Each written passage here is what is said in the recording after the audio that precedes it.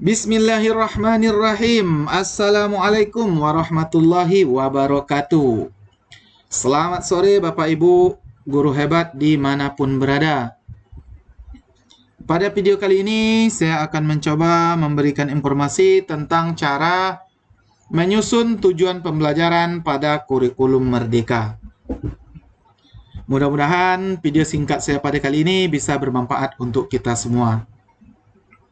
Dan jika ada kesalahan dan kehilapan dalam menjelaskan atau memberikan informasi ini, mohon maaf yang sebesar-besarnya dan mohon diperbaiki dan disempurnakan kembali. Oke Bapak Ibu, langsung saja. Untuk menyusun tujuan pembelajaran, itu kita mengambil pedoman dari capaian pembelajaran. Capaian pembelajaran langsung bisa kita dapatkan dari keputusan Kepala Badan Standar Kurikulum dan Asesmen Pendidikan Kementerian Pendidikan Kebudayaan Riset dan Teknologi nomor 008-KR-KR-2022. Jadi bisa kita ambil dari sini CP-nya. Jadi untuk menyusun tujuan pembelajaran, kita berpedoman kepada CP.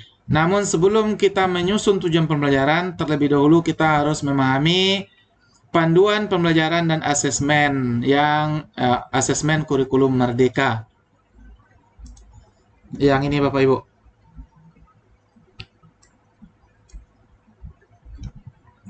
Nih, panduan pembelajaran dan asesmen kurikulum Merdeka di halaman 15. Yang untuk merumuskan tujuan pembelajaran ada pada halaman 15. Dalam menulis tujuan pembelajaran sebaiknya memuat dua komponen utama, yaitu kompetensi, kemudian lingkup materi. Jadi, untuk menyusun tujuan pembelajaran, dua komponen yang harus ada. Yang pertama kompetensi, dan yang kedua lingkup materi.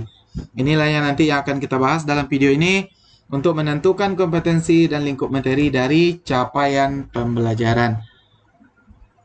Untuk lebih mudahnya, kita sediakan langsung format untuk menentukan tujuan pembelajarannya.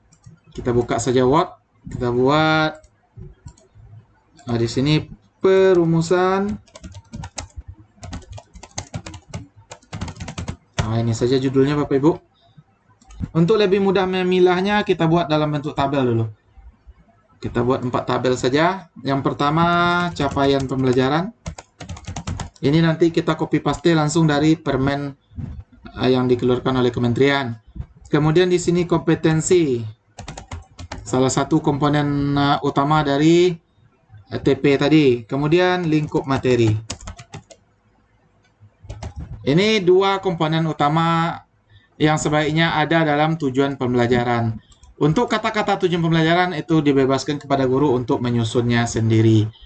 Boleh hanya mencakup dua komponen ini saja, boleh lebih.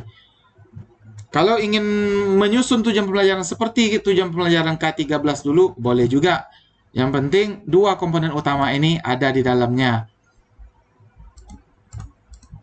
Kemudian di sini rumusan tujuan pembelajaran. Oke, Bapak Ibu. Untuk capaian pembelajaran langsung kita copy paste dari permen tadi. Kita ambil ini contohnya IPAS. IPAS untuk fase B. Jadi capaian pembelajaran ini yang kita copy paste ini adalah untuk satu fase. Jadi kalau fase B ini berarti untuk kelas 3 dan kelas 4. Inilah cuma CP yang harus kita tuntaskan dalam 2 tahun. Kita ambil satu paragraf saja Bapak Ibu. Ini untuk IPAS fase B ini ada 5 paragraf. Kita ambil satu, ini contoh yang pertama. Kita copy saja. Langsung pastikan ke sini. Nah, ini Bapak Ibu, ini bunyi CP yang langsung kita ambil dari permen. Ini tidak boleh diganggu gugat. Nah, ini sudah apa nih Bapak Ibu? Sudah pokoknya tidak bisa diganggu gugat lagi. Ini kita ambil, kita pisah per kalimat aja agar lebih mudah kita memilahnya. Kita pisah per kalimat. Peserta didik menganalisis hubungan antar bentuk serta fungsi bagian tubuh pada manusia dalam kurung panca indera. Titik berarti satu kalimat. Kita pisah aja dulu agar lebih mudah kita memilahnya. Kemudian peserta didik membuat simulasi menggunakan bagan atau alat bantu sederhana. Ini kita pisah lagi. Berarti pada paragraf pertama CP IPAS ini ada tiga kalimat Bapak Ibu.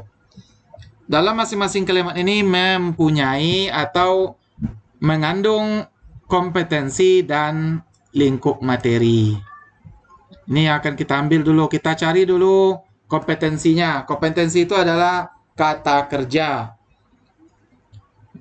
Kalau di ke-13 kita kenal dengan kata kerja operasional atau kemampuan yang diharapkan dari siswa tersebut.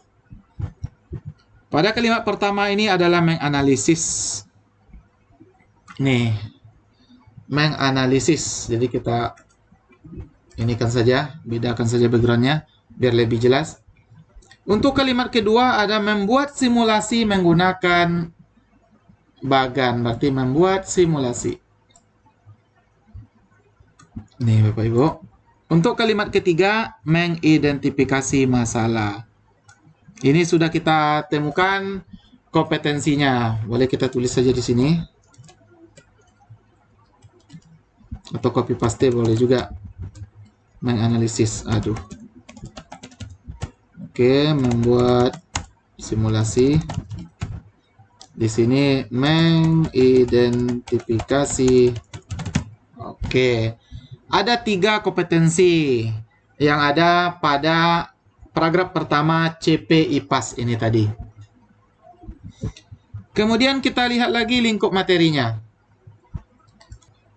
Lingkup materinya yang pertama berarti ini fungsi bagian tubuh pada manusia. Ini dia Bapak Ibu.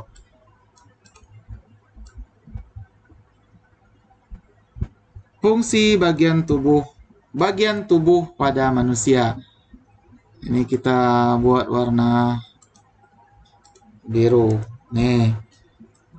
Yang kedua materinya siklus hidup makhluk hidup. Ini dia Bapak Ibu. Nih, yang kedua. Yang ketiga pelestarian sumber daya alam.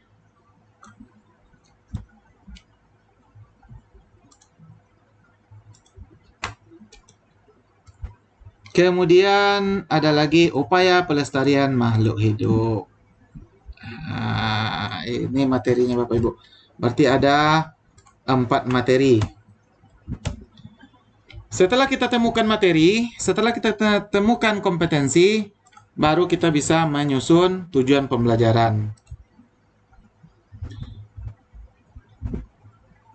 Seperti yang telah kita bahas sebelumnya, tujuan pembelajaran minimal mengandung kompetensi dan lingkup materi. Untuk kompetensi ini bisa kita kembangkan lagi jika dibutuhkan. Kalau tidak, ya cukup mengambil yang kompetensi ini. Tapi karena kita nanti menerapkan, karena siswa kita memiliki kemampuan yang berbeda-beda, kemudian cara pemahaman yang berbeda-beda, alangkah baiknya untuk kompetensi ini dibuat juga multi-level kognitif.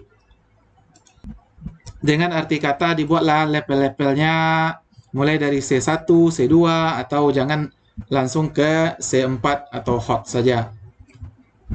Untuk menyusun tujuan pembelajaran ini Bapak Ibu, kita harus juga kembali memahami tentang KKO, kata kerja operasional, dari taksonomi Bloom. Nah, yang bagus, yang edisi revisi, yang direvisi oleh Anderson. Oke Bapak Ibu, kita mulai dari yang pertama, cara merumuskannya. Bagian tubuh pada manusia, yaitu panca indera. Jadi sebelum kita menganalisis, di sini ada hubungan antar bentuk dan serta fungsi. Dari CP ini ada fungsi bagian tubuh pada manusia atau fungsi panca indera. Sebelum menyebutkan fungsi, mungkin bisa kita mulai dulu dari mengetahui panca indera pada manusia, umpamanya Jadi mulai dari pemahaman pertama dulu, mulai dari C1 dulu. Jadi siswa itu mengetahui panca indera manusia itu apa-apa saja. Itu. Ini syarat minimal untuk tujuan pembelajaran, mengetahui panca indera pada manusia. Ini kompetensinya. Ini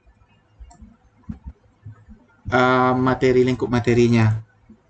Kalau Bapak Ibu ingin menambahkan seperti tujuan pembelajaran pada K13, memakai ABCD, boleh juga Bapak Ibu. Pakai audiens, siswa dapat mengetahui panca indera pada manusia melalui penayangan video dengan benar. Bisa juga Bapak Ibu. Kalau ingin membuat seperti tujuan pembelajaran pada K13, ada ABCD-nya, audience, behavior, condition, dan degree-nya. Atau melalui penampilan video, siswa dapat mengetahui panca indera pada manusia dengan benar. Bisa juga. Tapi minimal mengandung dua unsur, yaitu dua komponen, yaitu kompetensi dan lingkup materi. Seperti yang pertama tadi. Ini mengetahui panca indera pada manusia, panca indera manusia. Oke, itu tujuan pembelajaran yang pertama. Setelah mengetahui, baru kita menyebutkan fungsi, umpamanya menganalisis fungsi panca indera manusia. Itu tujuan yang kedua. Yang ketiga, ada ini hubungan antar bentuk dan fungsi. Menganalisis hubungan bentuk dan fungsi panca indera manusia. Jadi sangat mudah Bapak Ibu, tinggal kita ambil copy paste dari capaian pembelajaran. Begitu juga seterusnya, siklus hidup. Ini membuat simulasi menggunakan bahan alat bantu sederhana tentang siklus hidup. Jadi bisa dijelaskan dulu siklus hidup makhluk hidup. Jadi mengetahui siklus hidup makhluk hidup. Jadi silakan Bapak Ibu kembangkan tujuan pembelajarannya sesuai dengan keinginan Bapak Ibu sendiri. Tapi yang penting mengandung dua unsur utama ini, yaitu kompetensi dan lingkup materi. Yang lingkup materinya jangan sampai ada yang ketinggalan. Jadi satu lingkup materi ini bisa Bapak Ibu kembangkan menjadi beberapa tujuan pembelajaran. Itu saja video singkat kita pada kali ini Bapak Ibu. Mudah-mudahan bermanfaat. Lebih dan kurang mohon maaf. Akhir kalam. Wassalamualaikum warahmatullahi wabarakatuh.